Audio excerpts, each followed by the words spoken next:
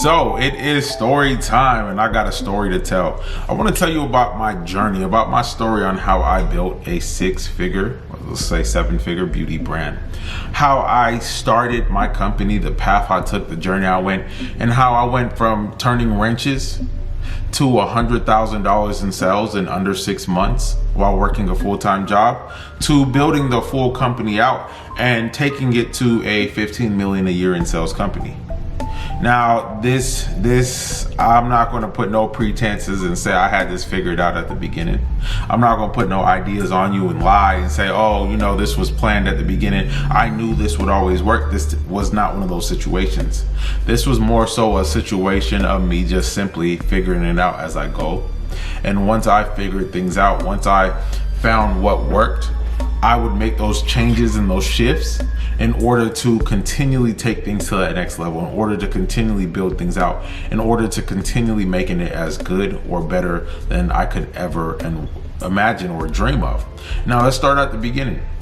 What made me want to start a business? Now, for the longest time, I always had it in my mind and had the belief that I was called to start a business. I knew that working a 9-to-5 wasn't for me. I knew that path, that road, that journey wasn't the one that I was supposed to go on, and that wasn't the direction for me. Now, in knowing that, we don't always know how to go from where we are to where we want to be. We don't always understand the path that we have to take, the direction that we have to follow. But that's why when they say the process of or the journey of 1,000 miles, the process of starting a business starts with that single step. Because we may not know the destination, we may not know the direction, but when we look back, we've seen where we've come from and we see how far we've came. And so in saying that, to give the rundown, I worked on a military base. I was a contractor. Now, I went to school to be a pilot, commercial pilot, and an aircraft mechanic. And I started college around 16. So by 18, I was an aircraft mechanic, licensed A&P mechanic. I went back for advanced composites. I went back for plating, electrical, all this other stuff. And I also went to school and I went and got my pilot's license. Now, if I rewind back a few years, throughout the 100 Black Men of Georgia, I was introduced to OBAP, the Organization of Black Airline Pilots. They had a program. I got into the program, which is a summer program, around 14, 15 years old. And in that summer program, it was a 2-part. So they would send all these people to Delta. Delta ran a 2-week program. And if you did good in that 2-week program, they took the best, maybe 25 people out of 100 or 300 and put them in flight training. So I was one of those people who was pulled out of that group and sent to flight training. So the next year I got to go fly and get flight lessons. So they gave us 25 hours, and in that 25 hours you were guaranteed to solo. So at 15, I soloed and flew an airplane by myself for the first time. And so I had that passion, I had that direction. It just was that my parents didn't have the money to send me to flight school out the gate, so they threw me in aircraft maintenance. And throughout school or flight school, I was working as aircraft maintenance and all of that. Now, fast forward to I finish up flight school and I have a job. I'm working for a military contract on base. I've been working there for a while now. And that whole time frame, I was thinking and considering what I could do for a business. I'm looking at car washes. I'm looking at detailing. I'm looking at digital stuff where I can buy like tablets and put them in these things and do these mobile banners. And I'm looking at all kind of stuff. And this was before internet marketing and sales was as easy to get into as it is now. And when I say internet marketing and sales, I mean like making a product and doing it. We had Big Cartel, we didn't have Wix, we had a lot of stuff way back then that we just, Big Cartel still around. When my students have Big Cartels, like, we gotta get you on Shopify. But I was working. Now, the first big upset that told me I couldn't depend on the job was the first time I was laid off. Going to work, and we were contractors on a military base. The full contract agency worked for, mechanics working on a plane at $36 an hour. Everyone's toolbox was rolled outside, lock the door, go home. And that's when I realized that, this may not be for me. Now, getting unemployment, all of this stuff. They do all that. I'm looking at jobs, getting offers all around the country because there's no shortage for what I did. It's just that I didn't want to go all around the country. Take a job with a pay cut. Now, mind you, I'm 21, 22 at this time frame. Let's call it 23. I'm making $36 an hour. I think I have the money. I got the drop top convertible with the engine in the trunk. I'm working on limited overtime, so I'm getting time and a half, and we're not even actually doing real work when I'm doing that on base. So once we got laid off and I took that pay cut to get to this next job. Now this next job was directly across from the building I worked from before, directly across. But what this job did was put me in an environment with engineers. Now, why do I say that? It showed me the process of how things are done. It showed me how they would lay out. Now, I'm always mechanically inclined and smart for my age and all that stuff. And I remember during the interview process that I told them that I plan to retire by 25. And if I didn't, they could take me to the back and they would laugh. And, you know, I worked that job and I did what I was supposed to do. But in that job, there was a lot of free time. And I started listening to podcasts. I started doing stuff and feeding my mind, all whilst out still looking for what type of business I can open, what type of business I can run. And my mom said something to me, and it sticks to me to this day. She said, son, why don't you do a beauty brand or a cosmetic or skincare? You always were making your own products. You were always doing this. Why don't you do something in that field? I was like, that's not the most manly thing to do, Mom. I turn wrenches. I fly airplanes. Like, I was called to be a secret agent, a fighter pilot, or a luxury chef. I don't know which one, but I know for a fact I wasn't called to do cosmetics. Crazy, right? Now, one of the things that came through of both of these jobs, both when I was working on base before the layoff and the new job, is that we had to consistently have a soft baby face. Like, we always had to shave. That's because we had to be oxygen mask certified. Now, what oxygen mask certified means, we have to be able to have a clean face for seals. And so in doing that, I would break out to ingrown hairs. In breaking out to ingrown hairs, I was trying every product on the market. When I kid you not, everything was either burning my skin or making it worse. Now, I got to be fully honest. There's a few things in this world you can do to torture me. You can lock me in a porta potty. You can make me fall asleep with socks on while in bed. I just won't go to sleep. Or you could take a cotton ball with rubbing alcohol and rub it across my face and draw dark marks across me, and by the morning I'd have different designs from wherever the cotton ball with alcohol touched me. That's how sensitive my face is. If you wash my clothes with Tide, I break out. That's just what it is. That's how I am. And so every product that I was buying was tearing my skin up. And that started me on the journey of trying to find a product to solve my own problems. And when I say tearing me up, I'm talking about this whole cheek right here, discolored, pimpled up, swole up. I was digging in them with tweezers, this, like messed up bad. And so in this process of trying to figure out what to do, I kind of stumbled upon what my business should be. And so I took this journey, I took that research, and I started researching. I took this path, I took this idea, and I started putting it on paper. I took this plan and I took this direction, still at this point not figuring it to be a business for me. And I remember stumbling on this article where this guy created this product and he got it in Walmart, and it was a product for ingrown hair. And the only reason I stumbled on it is because I was looking for a product for me. And his products was doing all this well, mismanagement, this, not in Walmart no more, dude in jail. What is he in jail for? Attempted murder. And I said, whoa, how do you go from I'm about to be in Walmart to I'm in jail? But even in doing that and running into that article, which kind of led me down my journey, is like, whoa, if he could get there, how come I can't? And from there, my mind started turning. I started doing research. I started looking at stuff. I started looking at different herbs and powders and ingredients. I started buying books. I was on Pinterest, I was on blogs, I was on everything. And one of the things that I ran across was this herb or this sap called sangre de gato, dragon's blood. Now this is a sap from South America. It's cut the tree, it bleeds red, but it was something that was being used all around and that I had never heard of it. Now, I could lie and tell you that the benefits is what attracted me to this herb, but the honest truth is the name caught my attention. Dragon's blood. Where they get a dragon from? It turns out it was a sap.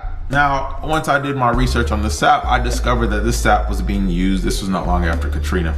It was used in parts of Louisiana and stuff where Katrina was, and people would get bit by mosquitoes. They would put the sap on. It would instantly stop itching, the pain. It would get it away. And I learned that it had silicone in it. And it had all these different benefits and nutrients into it that I wanted to have in a product. One thing to lead to another, when I start piecing together ingredients that I knew would work: tea tree oil, dragon's blood, chamomile to soothe the skin, bromelain, pineapple or papaya enzymes to soften the skin and to exfoliate, and I start putting things together. Lo and behold, I come up with a product. Now, even then, I had the presence of mind to say, Colgate does not sell you toothpaste, they sell you toothpaste and a toothbrush.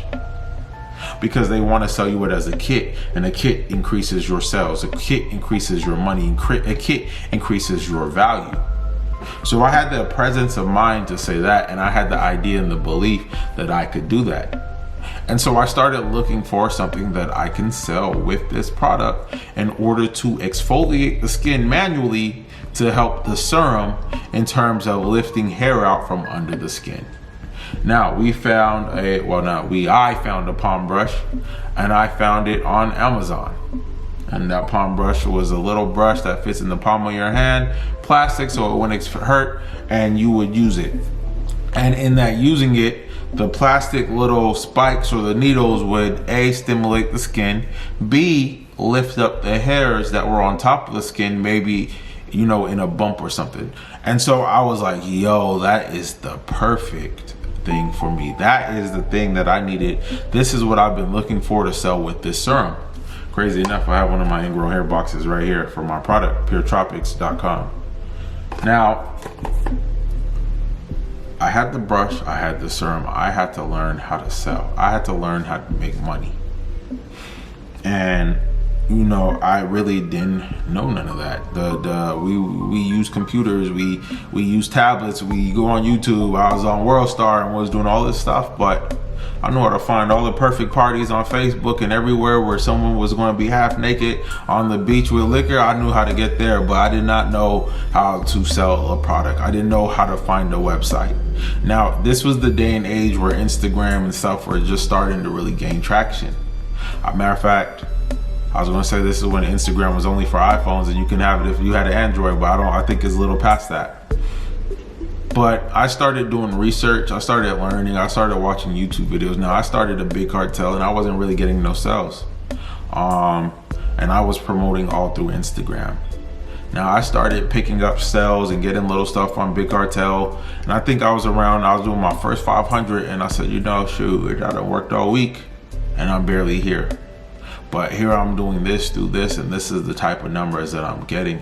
I need to increase what I do. I need to perfect what I do. And right around that time, Wix came on the scene.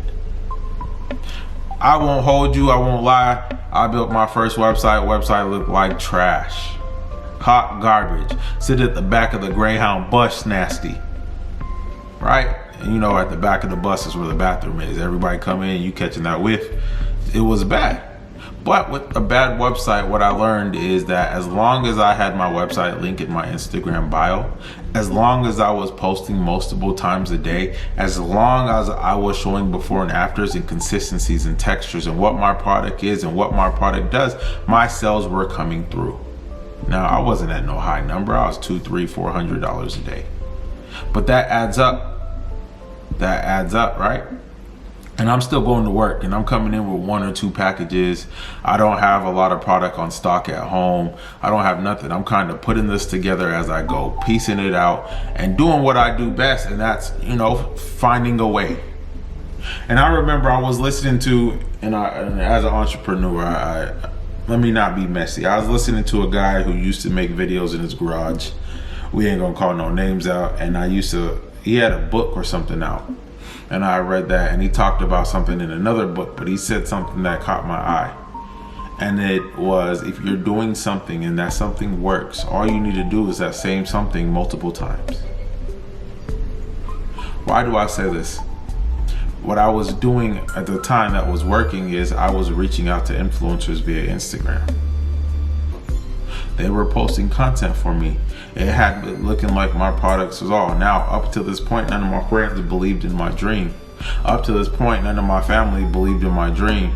Up to this point, I was on my own. Now, once Cocaine Lorraine SD, back before you got married, had my eyes set on you. But once I had her post a picture with my clay mask, and she probably had viral back then, was 100,000, 200,000 followers. Once I did that and people saw that, all my friends now supported my business. All my family was, oh my God, you blowing up. But that only got me 2 sales. What I failed to realize is most of her followers are men. And I'm selling product for, actually at the time, I thought my products were for men. I was making products for men, ingrown hairs and stuff, but more women were buying it than men. So at that time, I was making products for that. And 2 sales, 100,000. But what I did come up was an extra 1,000 followers. I was like, I got 1,000 followers, 2 sales, but that's 2 more sales. From there, what I started doing is seeing people promote on what was called a shout out page, or what I call a shout out page. It's a page or Instagram page you go to and you pay them some money and they post stuff. Now, I was one of the first companies on Instagram doing this. And first of a new thing makes money. I remember posting it on one page, before and after. And I did 2 posts. One was a before and after of a man's beard. And I'm about 99% sure at that point in time, I had downloaded this before and after image off the internet. It wasn't even my product image. And I remember posting it, and I think they posted the picture of Cocaine Lorraine later that day with our face mask. And keep in mind, this was just a page. Most of the audience I didn't know were women. And when I tell you I hit $1,000 in sales that day, it blew my mind. And from there, it was no going back. From there, it was no more. From there, it was, I'm not dabbling in this, I'm running in this. From there, my vision was fulfilled. And why do you say, David, why was it fulfilled? I just proved to myself that I could make money online. You give me, I say it all day, every day. I tell my girl exes this, I tell my girl this, I tell my family this. You give me an inch, I will take a mile on you all the way. You crack that window open and I'm coming through full bore like the Kool-Aid man, blah. So I made my first $1,000 a day. I didn't even have enough inventory for that. I'm ordering stuff on a credit card, next day shipping just to get stuff out. Now, those little palm brushes, I gotta tell the full story if we're gonna tell it right. They sold out from that supplier on Amazon. They only had like 50, I bought all 50. It was like some old dead stock inventory they had. So then I discovered they had them at Sally's. I'm at Sally's every day, 50, I think it's like $1 per brush, and I'm buying them up, and they ran out and I have all these orders. Go on Amazon, click on that vendor who I was buying the palm brush to go send them a message. Why did they have the company that they got those brushes from? I reached out direct. I cut out the middleman, right directly to the source. I'm getting them brushes at 15 cents. I went from $1 to 50 cents to 15 cents per brush. I'm ordering 1,200 brushes at a time. What did I learn? What did that Ty Lopez book say? That Ty Lopez book said, if you found something that works, do it 10 times more. From there, and I was really heavy on reading at this point. I couldn't get enough information, enough value in me. I had read, oh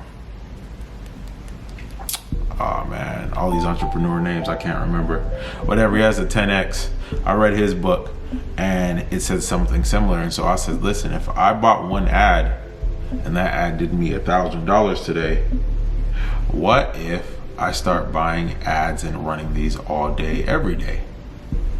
I start hitting up every shout out page on social media, and I'm running before and afters. I'm running influencers. I'm running video. We didn't even have videos on Instagram then, and I'm blowing up.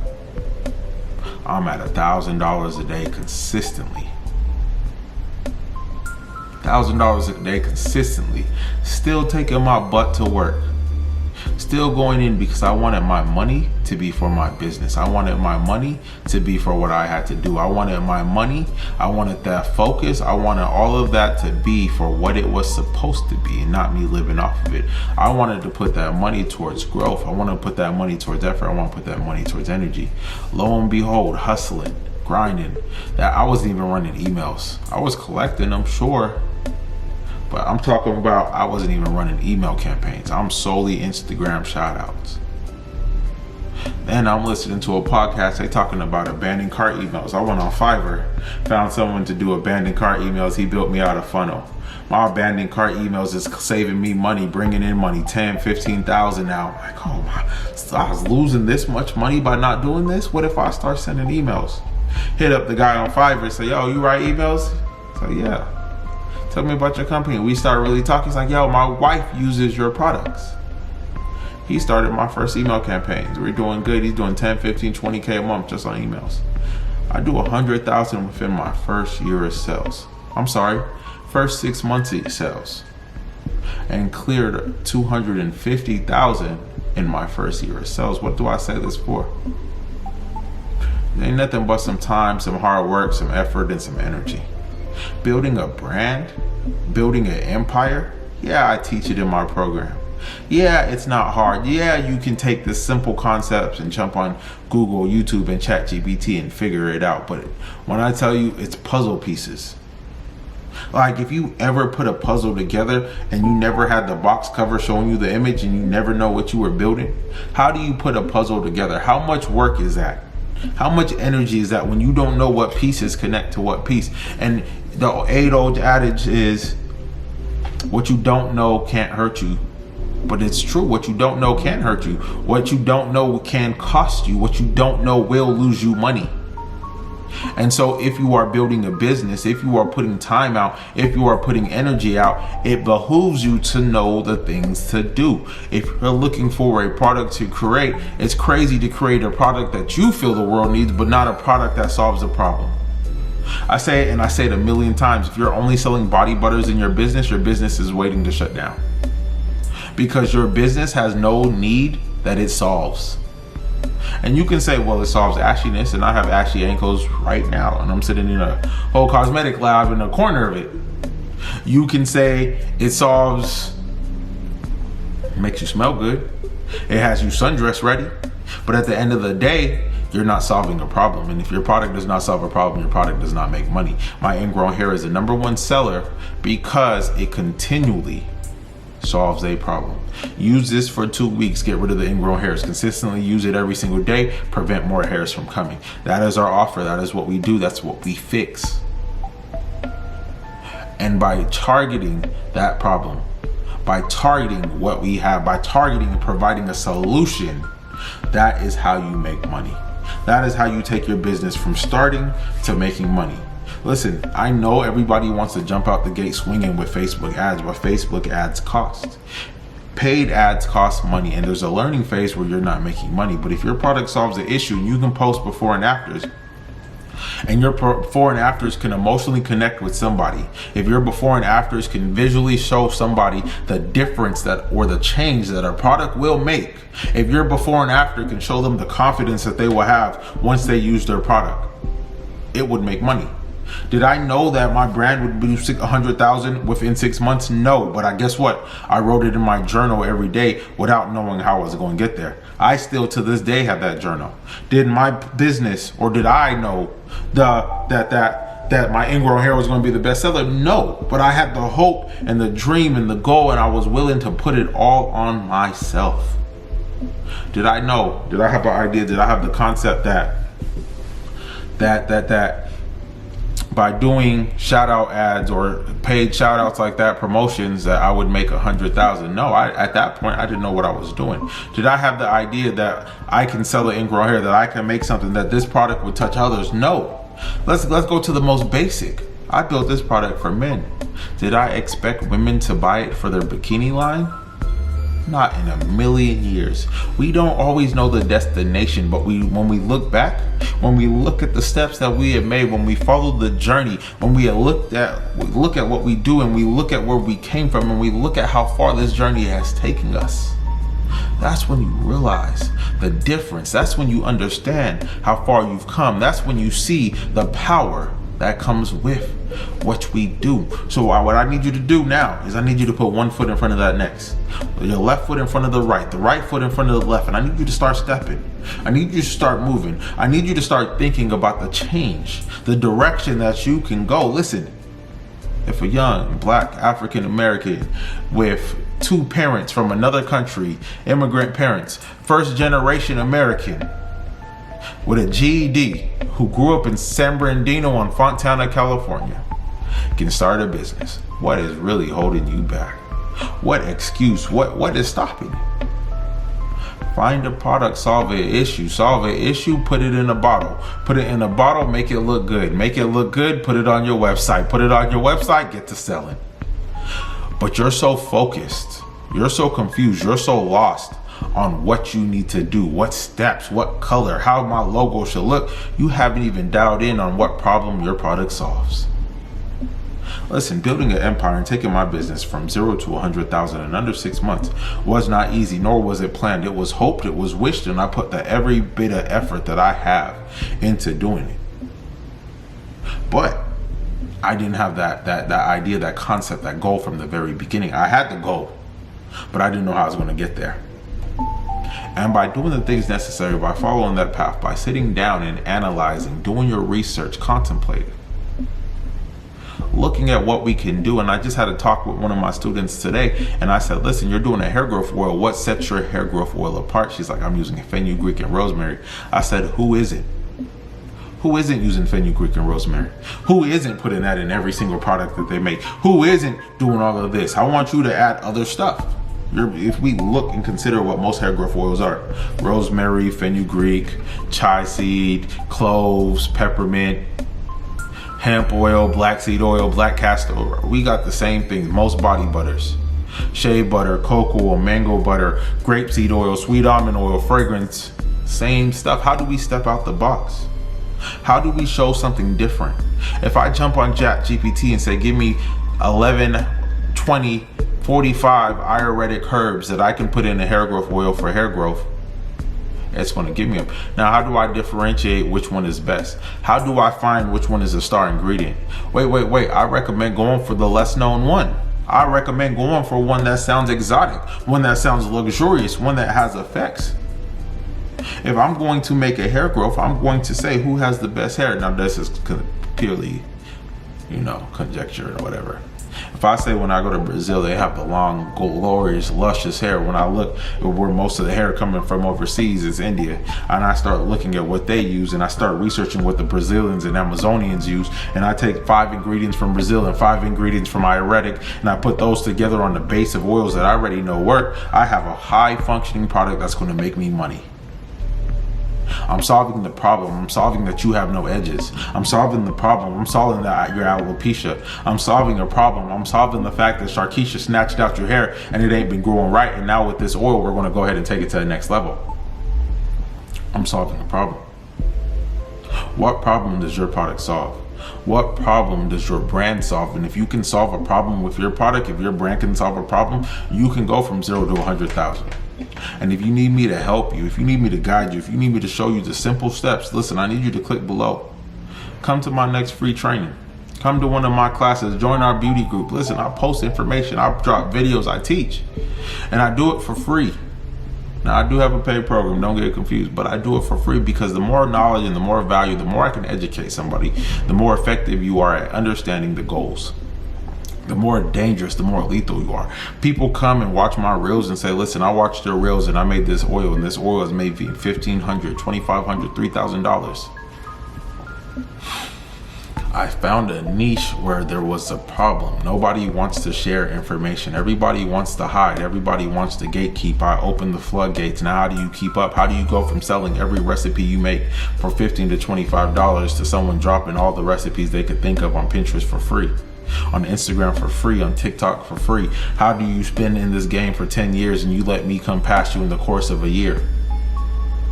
Because you're so focused on making money, you're not focused on solving a problem. Does your product solve a problem? So if we look at what problem your product solves, if we look at how you solve it, what you can do, what direction that we can go, how we can take these ideas, these concepts, these mindsets, these simple practices and turn it into a business. Listen, I don't have to be the only one who went from 0 to 100,000 in under 6 months. I have multiple students who have. But it comes down to a game plan. It comes down to your willingness to research. It comes down to your willingness to set it off, to try new things, to experiment and see what works. And if you can do that, if you can solve a problem, if you can do all of this, you can start a business. So what I want you to do is click the link below. Come sign up. Come to my next free class. Let me show you what I mean. Let me show you the direction that you can go. Listen, I also have a school group. We got a whole bunch of free beauty recipes, research, ingredients, insights, and more so, we have a community. I grew up in a Caribbean household, and we believe that it took, this is what they used to tell us so anybody could whoop us. It takes a village to raise a child. That means your teacher could whoop you, the neighbors could whoop you, anybody. My grandma used to whoop the kids who, I ran into someone we went to church with as a child. As a grown man at a college graduation, he said, "Boy, you remember that time your grandma's sister Ruby whooped me?" They use that as an excuse, but the fact of the matter remains is it takes a village to raise a child. It takes a community, it takes a family, it takes a team to build an entrepreneur. And that's what we build. That's what my goal is, to build a community, a support group, a team that we all hold each other up, that we all hold each other accountable, that we all do that. So click below, come join us. Listen, come get this free knowledge, this game. I'm going to be showing you step by step in a series of how to build a brand, what I did, what you can do, the mindset that it takes to become a successful entrepreneur, a mindset it takes to become someone who can step out and look outside the box and see everybody zigging, and we're going to zag. Everybody going right, we're going to go left. And how we can bring this and implement this into growing a 6-figure beauty business. Have a blessed day. Talk to you soon.